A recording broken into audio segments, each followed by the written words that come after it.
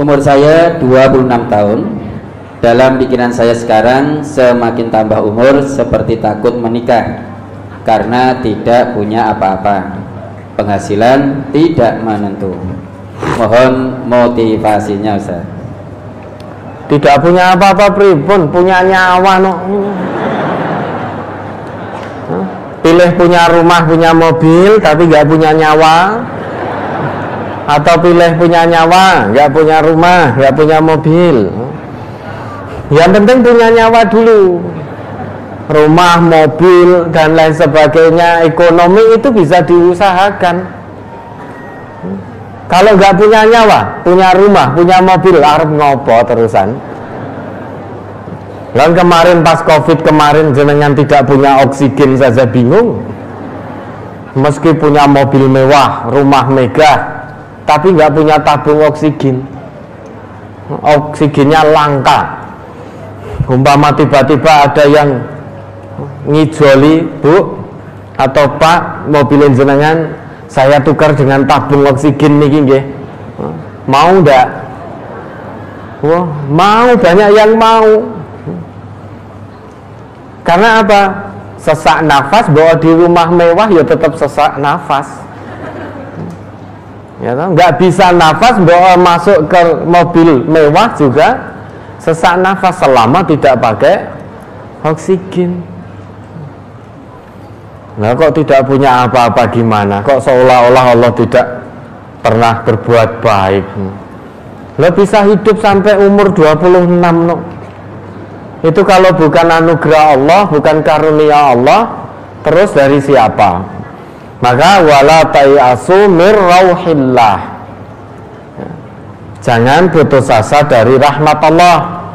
Karena orang yang berputus asa dari rahmat Allah itu hanya orang kafir. Jangan takut nikah. Nikah ini sunnah Rasul. Ya ma'syaras sabab man istata'a minkumul ba'ah falyatazawwaj. Ini pemuda usia nikah 26, nikahlah, jangan takut. Ya tapi saya belum punya apa-apa. Pekerjaan juga kadang ada, kadang tidak. Kadang pendapatan pas-pasan. Ya alhamdulillah, pas butuh rumah pas ada. Pas butuh mau piknik pas ada, alhamdulillah. Tetap yakin pada Allah. Yang maha kaya itu siapa toh? Allah. Maka jangan pernah takut selama kita menjadi hamba Allah yang maha kaya. Wallahul ghaniyyu wa antumul fuqara. Allah itu yang maha kaya, kamu itu yang fakir. Karena kita fakir, maka kita butuh kepada Allah. Kita butuh kepada Allah berarti siap menjalankan ketetapan Allah. Salah satunya Allah menetapkan, memerintahkan kita untuk menikah. Bahkan janji Allah, iyakunu fuqara yughnihimullah min fadlih. Jika mereka yang menikah itu, yang mau menikah itu fakir, tidak punya, yakinlah yughnihimullahu min fadlih. Allah yang akan mencukupi dengan karunia-Nya. Wallahu wasi'un alim. Jangan takut, karena Allah itu maha luas pemberiannya, maha mengetahui.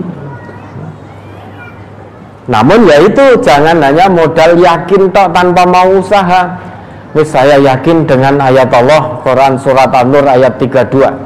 Bismillah saya menikah tapi tidak mau bekerja, ya enggak dapat apa-apa.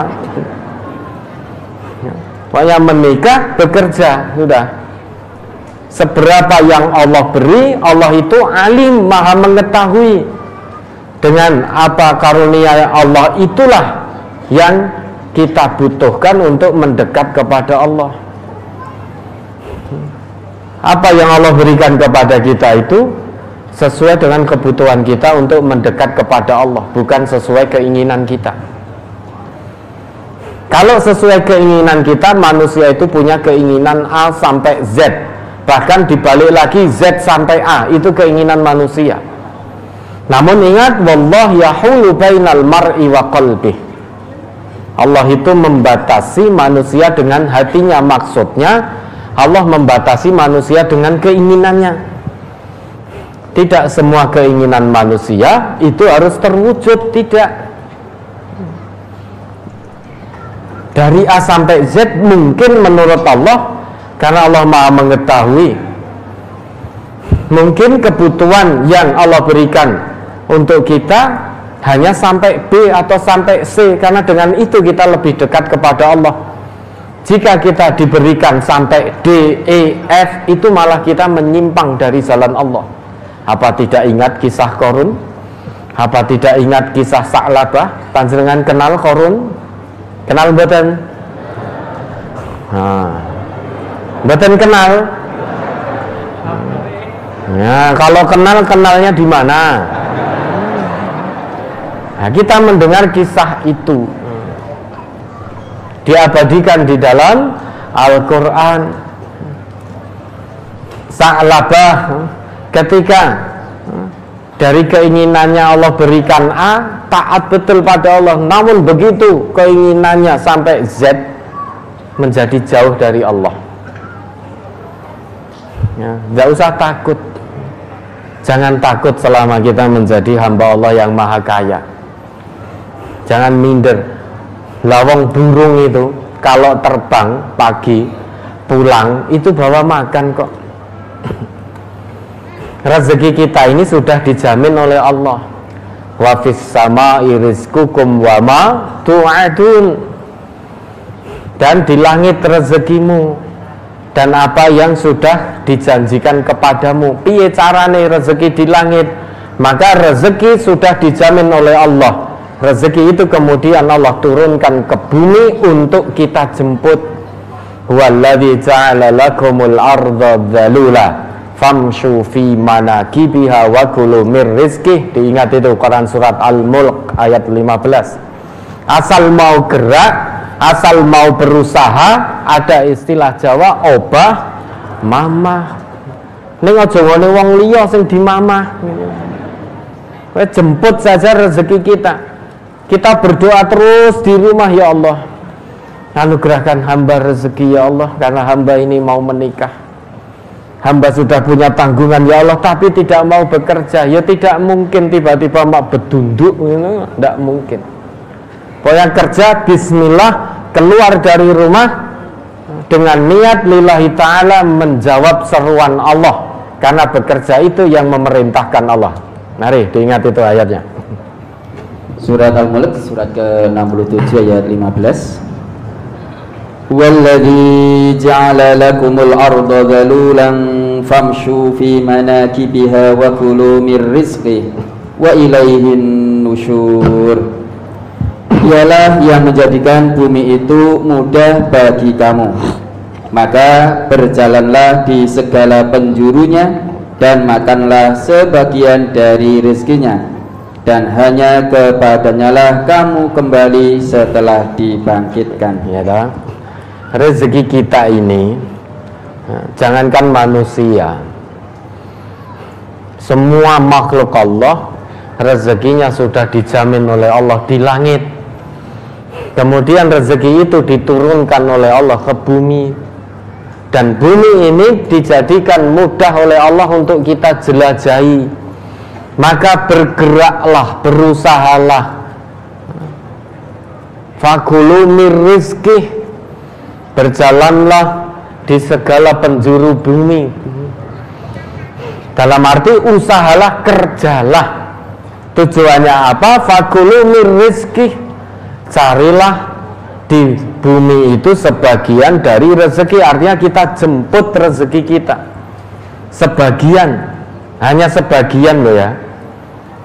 Maka jangan jadi orang yang rakus, karena rezeki kita ini hanya sebagian. Kalau kita rakus berarti kita juga menggunakan cara haram. Padahal yang Allah perintahkan sebagian. Min itu litab'id, sebagian. Maka rezekinya orang jangan diambil. kita mengambil rezeki kita saja. Yang mana? Yang penting kita usaha. Syaratnya ditempuh dengan cara halal dan thayyib, dan jangan ikuti langkah setan. Dalam arti sesulit apapun tetap berusaha mencari rezeki yang halal. Asal obah, jaminannya dari Allah, mamah. Maka bismillah, kerja, berusaha. Tujuannya bukan untuk mencari uang, tujuan utamanya karena menjawab seruan Allah, menjawab perintah Allah. Kalau kita bekerja tujuan utamanya biar dapat uang, oleh sidik ngresulo, oleh okeh kurang okeh, maka korupsi. Gajinya sudah besar masih kurang karena tujuannya hanya untuk mendapat uang. Ya toh? Punyanya orang lain juga diambil. Namun jika kita kerja tujuan utamanya menjawab seruan Allah, sedikit atau banyak Allah akan berikan rasa qanaah, rasa syukur, rezeki yang penuh berkah. Maka pemuda tadi jangan takut menikah, ya. Nikah, bekerja dan berusaha serta terus memohon kepada Allah. Yakinlah dengan janji Allah. Berapa banyak dulu pemuda yang tidak punya, begitu menikah menjadi punya karena karunia Allah. Dah, yakini janji Allah dalam hati, tanamkan kuat-kuat dalam hati, kemudian tempuh ikhtiarnya. Pasti akan saudara dapati janji Allah itu. Ya, ada lagi.